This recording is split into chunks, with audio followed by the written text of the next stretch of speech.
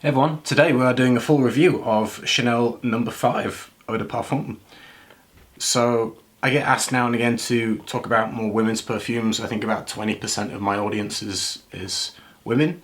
So now and again I'm going to test these out on my own skin and give you kind of an opinion from a male perspective. This is a classic, Chanel No. 5. And so yeah, this is the Eau de Parfum and I'm going to tell you my thoughts about it. First of all, I do genuinely really like the Chanel bottles. I think they look great. The same as the old kind of style Guerlain bottles are really pretty. The Chanel ones are also very nice. I'm not going to spray it on my hand again. This time I'm just going to spray a paper test strip just to remind myself. But the initial blast of this isn't my favourite part of the fragrance. I actually prefer the dry down, to be honest. The initial blast is very in your face, intense, aldehydic kind of soapy smell.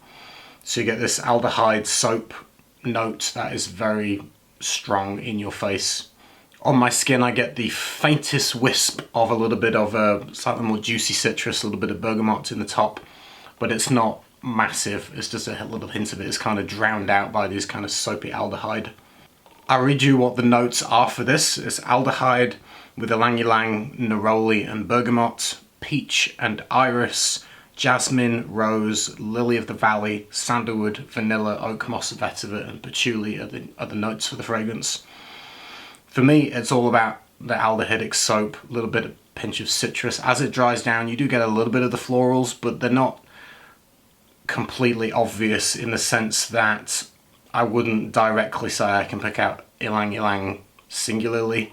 Neroli, like all of the florals, maybe you get little nuances of a combination of floral, but it's not really totally specific as to a single floral being more dominant, in my opinion. It's just a generalized floral kind of feeling behind or balanced with this aldehydic soap. If anything, as it dries down into the kind of mid of the fragrance, I would suggest maybe Lily of the Valley would be maybe the more prominent one, along with iris. You get this kind of dusty, kind of powdery kind of quality to it. I would say it starts to dry down around 4 hours, where the aldehyde soap is kind of toning back a little bit and you get a little bit more of the other notes. A little bit more woody, a little bit more powdery and soft and musky, slightly sweet with just a hint of vanilla in the dry down. And at the end of the dry down, it does have quite a lovely skin scent. I quite enjoyed the dry down from like 6 hours onwards. It's quite cozy on the skin. You're going to get this soft kind of, still kind of soapy, floral, slightly vanillic and sweet, musky quality that just is quite comforting and cozy and very pretty in the dry down. So it does have quite a nice dry down on this. I didn't get a whole lot of the base notes in terms of patchouli and vetiver and things like that. That's very minimal and nuanced on my skin chemistry. In terms of performance, the projection and sillage was excellent.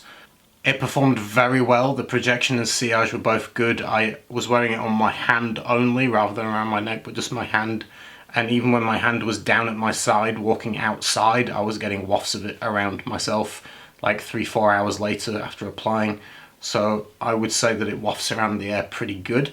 And in terms of overall longevity, on my skin, very long lasting. We're talking 10+ hours longevity.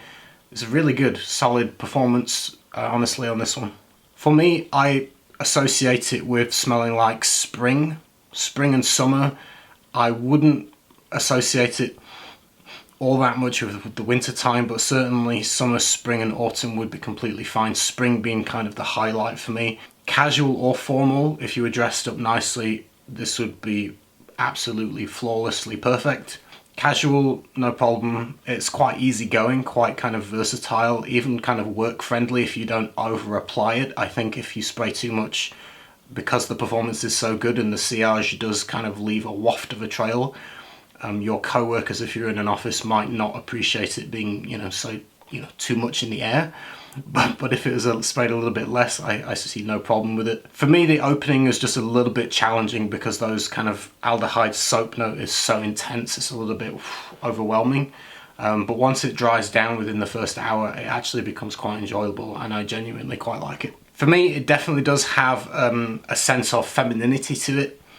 I can't imagine too many men wanting to wear this. It does smell kind of inherently feminine. I can see it being quite wide-ranging in who might wear it in terms of age. I can imagine even if you're in your 20s, that would be fine. And then 30s, 40s, I would say would be perfect. 50s, 60s, absolutely no problem. I think it covers a wide range of ages and people that could pull this off. I think it could be quite a good signature scent for a lot of women, and I'm sure it is. And it's kind of a classic, so I'm sure a lot of people do wear it as a signature. And yeah, I give it a thumbs up. I genuinely think it smells good. It's just a little bit overwhelming for me in the kind of the first stages of it, with that kind of soapy aldehyde being pretty intense. But once that tones down, and especially in the dry down, it's quite enjoyable. Generally speaking, it's not a sexy fragrance. It's kind of classical, timeless. I don't think it will go out of fashion. I think it'll still be relevant in another 20 or 30 years time. It's got that kind of timeless, kind of classic elegance to it. It smells sophisticated, pretty, elegant, charming.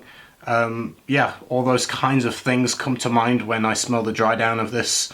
That's it. That's my kind of overview of Chanel No. 5, the Eau de Parfum version. And yeah, let me know what your thoughts are on it. I will see you soon with another video. Take care, everyone. Have a good day. Bye. Old man Harlem gives me Sunday headache, but that old man Harlem keeps me rolling.